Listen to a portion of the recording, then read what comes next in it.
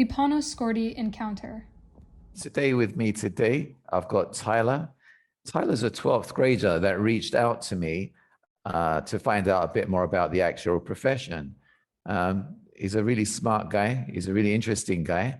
And we decided to ask him to do a podcast with us, and he graciously agreed to do it. So how are you, Tyler? I'm doing well, thank you. How are you? Not bad, not bad. And Tyler, can you tell us a little bit about yourself? Well, as you know, my name is Tyler Shire. I was born here in Maryland. I'm Jamaican, and my mom is Jamaican too, but she was born in British. I go to Chesapeake High School. It's in Hanover. Right. So you just had your birthday. You just turned 18 years old. What's it been like in these few days since your birthday, transitioning from a minor to an adult?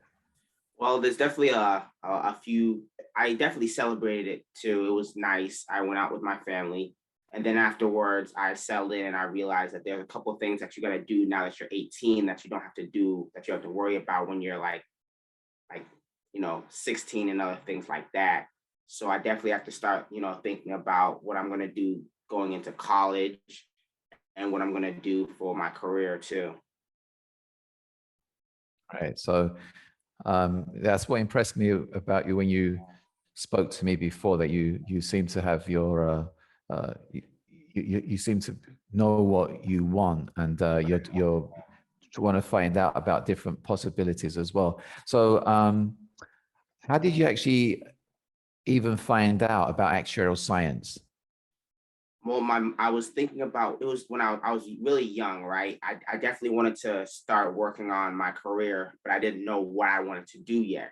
So I was asking my family about some good jobs, and my mother actually suggested it to me, and she told me about it. So I learned what it was from her. What specifically actually interested you or attracted you to the career when you looked into it? After your mum told you about it, what was it that said, yeah, I've looked into it and I'm actually really interested in that? Well, I looked into it, and first, I looked at the salary, what I'm saying, and it's average of about $100,000, right? So I was like, okay, that's cool. Now I need to see what kind of actual job it is, because I don't want to be doing something that's terrible, even if it makes me a lot of money. So I looked at it, and it was a lot of talking to people. It was a lot of socializing, and I like that. I like that a lot. I like to talk to people. I don't want to work in a cubicle for 6 hours or 9 hours. I don't want to do that. So I loved how it was a lot of talking to other people, and it also involved a lot of math, right? It's using math to measure risk for insurance companies and pensions. And I'm big into math. I use math all the time. So I definitely love that I'd be able to use math in my daily life, and I'll be able to use problem solving skills. That's something I also like too. Right. So yeah, you've done your research well, because yeah, it does pay well. And hopefully that you'll be on that salary after a couple of years. And then after that, your salary should go even higher than that. And you like socializing, which is something that we need to bring into the actuarial profession more and more. And you're great at math. And so I think you've got all the attributes that you need to make a great actuary. You've spoken about your mum several times, and when we spoke before, you spoke about your mum. I'd really like to meet her. She sounds like a great person, and you told me how much she's influenced your life. So can you tell us some of the more ways that that you've spoken about one today, but you told me about a few before. Can you tell us about some of the other ways your mum's influenced your life? Well, just to give a little bit of background on her, her name is Wendy Shire, and she's a social worker at University of Baltimore.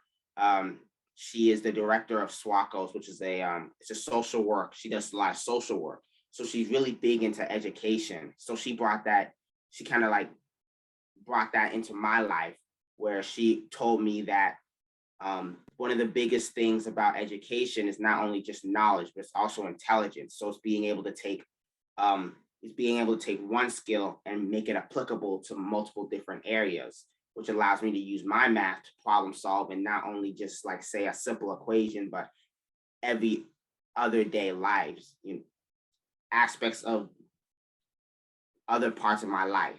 So whenever I want to do something new, say like when I was setting up my LinkedIn account, starting to do a web page, I was able to pick it up pretty quickly because, I was using like what my mom taught me to use my skills to apply to other things. Yeah, it's like I'd say that you're lucky to have that great influence in your life.